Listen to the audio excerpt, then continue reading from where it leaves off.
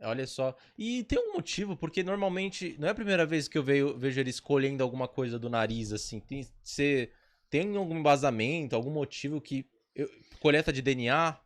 Olha, geralmente é quando você tem esses aparatos sendo colocados no nariz dos abduzidos, né, dos contatados, é porque eles estão fazendo um implante, né? E o que vem a ser esse implante? São microsistemas que geralmente eles colocam dentro do corpo dos seres humanos com algum objetivo, alguma finalidade. A gente não tem como provar, olha, serve para isso, serve para aquilo. Também são teorias. Uhum. Acreditamos que poderia um implante desse sendo colocado na base do cérebro, por exemplo, de uma pessoa, ativasse algumas funcionalidades onde aquela pessoa andando por aí, ela seria uma espécie de câmera, né, que captaria sons e imagens, ou de repente aquele microsistema poderia servir como para impulsionar aquela pessoa a fazer determinadas situações, tipo assim, faça isso, como se fosse uma ordem Uhum. colocada por esses seres, por esses tripulantes. Então vá para determinado local, faça determinado tipo de coisa.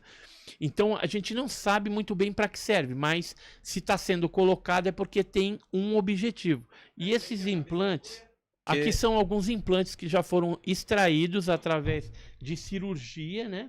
E que a gente tem aí os Nossa. equipamentos, né? Que são bem cobiçados também pela ciência atualmente. Que loucura. E já pesquisaram sobre, tipo, a tecnologia que é usada nesse equipamento? Olha, às vezes o implante ele pode ser biológico, aí uma ultrassonografia detecta. Agora, na maioria dos casos, geralmente é metálico, e essa tecnologia metálica tem, assim, na sua composição, porque já foi analisados alguns, uma composição bem pura. Por exemplo, se for um alumínio de grande concentração e de pureza. Se for magnésio, é um magnésio de grande concentração. Quando o implante ele é metálico, basta um raio-x. Aqui Nossa. na mão, por exemplo, você vê um desses implantes Não que depois foram extraídos, né, pelos médicos aí. Olha que louco. Quem colecionava isso daí e fazia essa cirurgia era o Dr. Roger Carleir, juntamente com Darrell Sims, que são dois pesquisadores norte-americanos que se especializaram nos implantes, né? Fora isso, o que está em moda atualmente é os metamateriais e ultramateriais, que são fragmentos de OVNIs, alguns fragmentos pequenos, às vezes pedaços maiores de naves, que estão sendo estudados principalmente em laboratórios norte-americanos e algumas universidades. Logicamente que supervisionado por militares, por pessoal da inteligência. A gente ficou sabendo recentemente, está na mídia isso já, que o Robert Bigelow, do Bigelow Aerospace, ele foi contratado pelo Pentágono algum tempo atrás para, inclusive, fazer alguns testes com esses metais aí provenientes de quedas de OVNIs.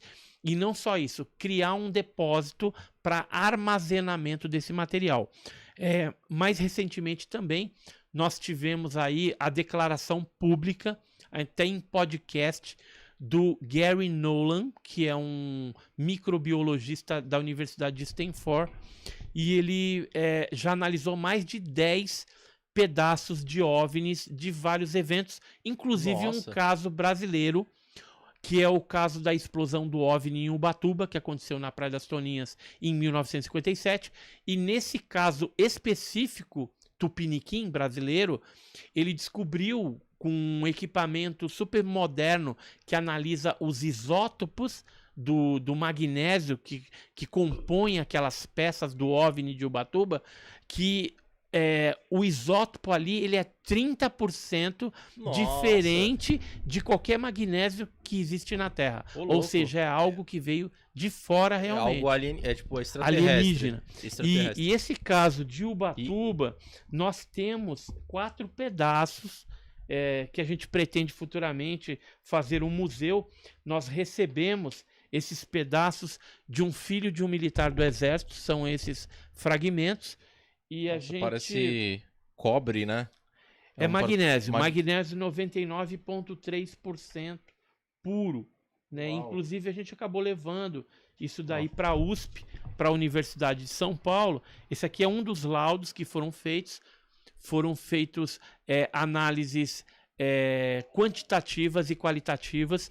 E esse aqui é um dos laudos lá da USP e que confirmou a pureza, né, desse magnésio. A gente levou também para especialistas de meteorito para ver se tratava de meteorito ou não, mas foi descartada completamente a possibilidade desse material ser meteorito. Então, trata-se realmente De um artefato de uma ufológico, né? De um pedaço de um OVNI que explodiu à vista de turistas que estavam na praia naquela época e também alguns pescadores. Naquela época, na Praia das Toninhas, para você ter uma ideia, haviam cerca de 6 casas com 6 famílias ali de caiçaras naquela região. Hoje não existe mais, né? Porque foi tudo vendido e transformado em casa de campo, né? De praia. É, pro pessoal pousada, passar. né?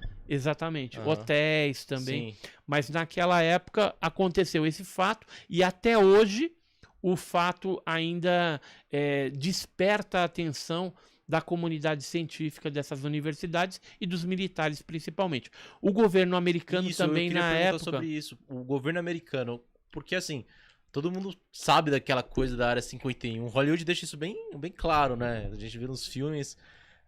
E é muito louco, né? Porque você me traz isso aqui e é como se eu já tivesse visto, né? Todas essas imagens, é como se eu já tivesse visto um alienígena de tanto que a gente vê na televisão, nos filmes que a gente é acostumado a ver. E continua, eu acabei te cortando, mas eu queria saber um pouco mais sobre o governo americano, essa questão de esconder que a NASA tem ali na Área 51, enfim. Então, o governo americano ele esconde a coberto o assunto desde a década de 40, quando teve o caso Roswell, né? De 1947.